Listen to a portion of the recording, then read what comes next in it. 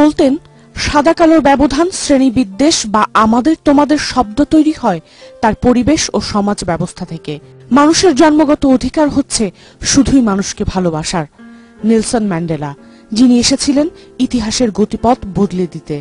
তাই 27 বছরের দীর্ঘ কারাজীবন থেকে মুক্তির পরও কেপটাউনে দেয়া ভাষণে বলেছিলেন, তোমাদের পাশে এই যে দাঁড়িয়ে আছি তা সম্ভব হয়েছে তোমাদেরই জন্য।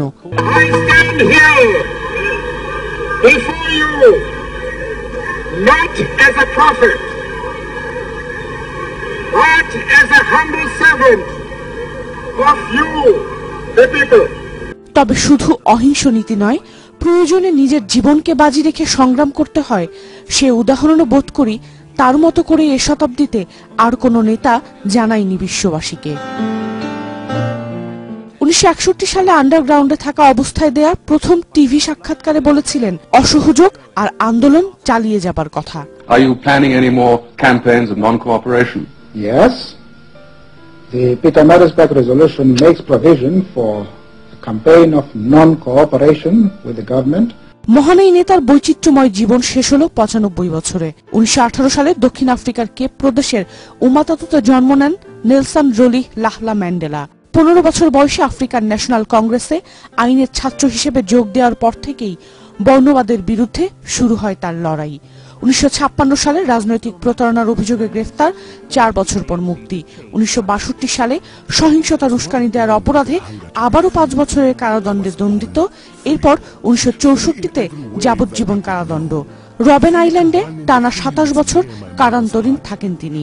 কারাগারে থেকেই বর্ণবাদ বা কারাগারের পরিবেশ উন্নয়ন সহ নানা বিষয়ে ধারাবাহিক আন্দোলন গড়ে তোলেন ম্যান্ডেলা। 80 দশকের মাঝামাঝি থেকে শেষ পর্যন্ত দক্ষিণ আফ্রিকার বর্ণবাদী সংঘাত চরম রূপ নেয়। এরই এক পর্যায়ে আন্তর্জাতিক মহলের চাপের মুখে 1990 সালে মুক্তি পান ম্যান্ডেলা।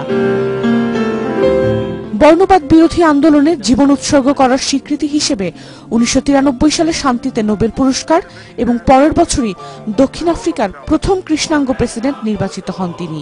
টানা 5 বছর সফলতার সাথে দায়িত্ব পালন শেষে 1999 সালে পদত্যাগ করেন। 2001 সালে ক্যান্সার ধরা পড়ার পর 2004 সালে সামাজিক জীবন থেকে অবসর নেন ম্যান্ডেলা। তার মৃত্যুতে জাতিসংঘের মহাসচিব সহ শোক জানিয়েছেন সব বিশ্ব নেতারা। দক্ষিণ আফ্রিকার প্রেসিডেন্ট বলেছেন, ম্যান্ডেলা তেমনই একজন মানুষ ছিলেন যিনি আমরা নিজেদের যতটুকু না জানি তিনি আমাদের জানতেন তার চেয়েও বেশি। মার্কিন প্রেসিডেন্ট, ব্রিটেনের প্রধানমন্ত্রী সহ বিশ্ব নেতারা বলছেন, শুধু আফ্রিকা আর কালো মানুষেরা নয়, গোটা বিশ্ব হারালো এ শতাব্দীর শ্রেষ্ঠ নেতাকে। দক্ষিণ আফ্রিকার রাষ্ট্রীয় টেলিভিশনে দেয়া ভাষণে জানানো হয়েছে, প্রিয় মাদিবাকে রাষ্ট্রীয় মর্যাদায় সমাহিত করার পাশাপাশি তার স্মৃতির প্রতি শ্রদ্ধা রেখে জাতীয় পতাকা অর্ধনমিত রাখা হচ্ছে। আফ্রিকানদের প্রিয় মাদিবা আর বিশ্ববাসীর ম্যান্ডেলা বলতেন, একই সাথে পরিচ্ছন্ন হৃদয় এবং মেধাসম্পন্ন ভাবনার মানুষ আসলে খুব অল্প। তবে নিজের জন্য এমন কথা স্বীকার না করলেও বিশ্ববাসী জানে এ শতাব্দীতে এমন ক্ষণজন্মা যে মানুষটি এসেছে তিনি নেলসন ম্যান্ডেলা, যিনি বুদ্ধিদীপ্ত প্রত্যয়ী আর বুকের ভেতর লালন করতেন শুধুই মানুষের জন্য ভালোবাসা। সাদিয়া মাহজাবিন ইমাম, এটিএন বাংলা।